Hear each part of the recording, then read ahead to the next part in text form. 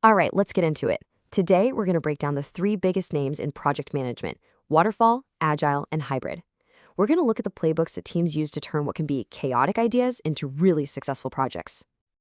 So, have you ever been there? I mean, we've all seen it. A project kicks off, everyone's full of hope, and then somewhere along the way, it just goes completely off the rails. It's that sinking feeling, and it's way too common no matter what you do for a living. And that chaos? Well, it usually looks a lot like this. The budget just explodes, deadlines start to feel more like suggestions, and it seems like the team is pulling in 5 different directions at once. And look, this isn't just a string of bad luck. It's what happens when there's no solid game plan in place. So, how do you stop the spiral? How do you bring some order to what can feel like a totally uncontrollable process? Well, the answer is to use a formal project management methodology. You can think of a methodology as a recipe for success, really. It's a structured framework, a set of rules that guides the entire team from the initial idea all the way to the final delivery. It helps make sure everyone's on the same page, risks are handled, and you actually deliver what you promised, predictably. Let's kick things off with a granddaddy of them all, Waterfall. Now, to really get it, just picture you're building a massive skyscraper. You absolutely cannot start putting up walls before that foundation is perfectly poured and set, right? And that right there is the whole idea behind Waterfall. It is a strictly linear step-by-step process. Every single phase has to be 100% complete and signed off before the next one can even think about starting. It means all the planning has to be done right at the beginning. And the flow here is everything. You gather every single requirement upfront. Then you design the entire system. Then you build it all. Then you test it. There's no jumping back to the design phase once you've started building, not without a huge, formal, and often painful change process. So the upside is you get this immense predictability. With a fixed plan like that, your budget and your timeline are crystal clear from day one.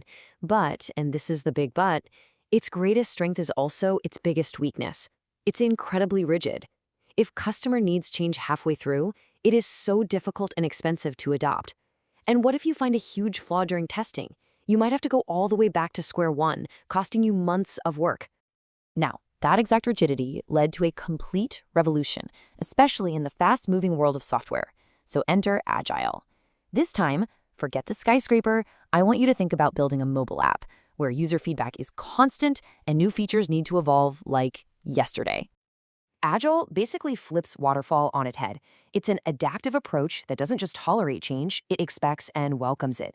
Instead of one giant delivery at the very end of the project, Agile is all about delivering small, working pieces of the project in these short cycles, constantly getting feedback and tweaking the plan as you go.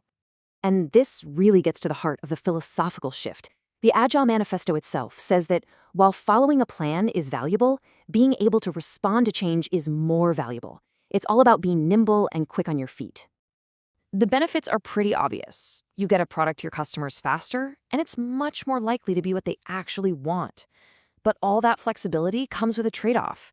It can be a lot harder to predict the final costs and timeline, and it absolutely requires a highly collaborative, self-motivated team to really make it work. So we've got rigid Waterfall on one side and super flexible Agile on the other. But what about the massive, complex projects we see today? Think about modernizing an entire airport. You need that predictable, waterfall-like structure for the physical construction, but you also need Agile's flexibility for all the software systems that run the place.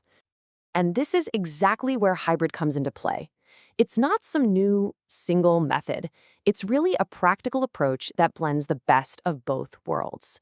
You take the upfront planning and governance from Waterfall, and you combine it with the iterative, fast-moving execution of Agile. You can really think of it like a simple equation.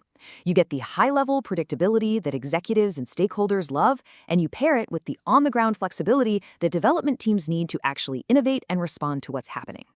Hybrid is incredibly powerful, especially for those big company-wide transformations. But, and this is a big one, it's also way more complex to manage. You need really skilled leaders who can bridge the gap between the structured, plan-driven world and the fast-paced agile world, making sure they don't end up clashing. Okay, so we've covered the big three. Now let's pull it all together and figure out how you can pick the right tool for your specific job. This is the key question, isn't it? Because there is no single best methodology. The right choice depends completely on the context of your project, your team, and your goals. Okay, let's put these side by side because this is where it really clicks. Just look down the rows. Is your scope totally fixed from the start? Waterfall is probably a strong candidate. Is it going to be flexible and likely to change? Agile is your friend. Do you need a bit of both? Some fixed parts and some flexible parts? Hybrid was literally designed for that. This is your cheat sheet for making the call. And this isn't just theory. We see it in the real world all the time. Industries like construction, where requirements are very stable, they stick with waterfall. Software companies and startups, they live and breathe agile. But look at the huge enterprises, finance, telecom, even government. They're overwhelmingly adopting hybrid models to manage their complex worlds. So, as we start to wrap this up, let's look past the specific labels and frameworks for just a second. Yeah, it's really important we bust a few common myths. First, Agile involves a ton of planning. It's just done continuously, not all at once. Second, a good waterfall project actually has change control processes for flexibility. And a well-run hybrid model isn't confused at all. It's strategic. And that brings us to what might be the most important takeaway of all. You can have the perfect methodology on paper, but if your team isn't skilled, collaborative, and mature, the project can still fail. Ultimately, success isn't just about the framework you choose, it's about the people who bring it to life.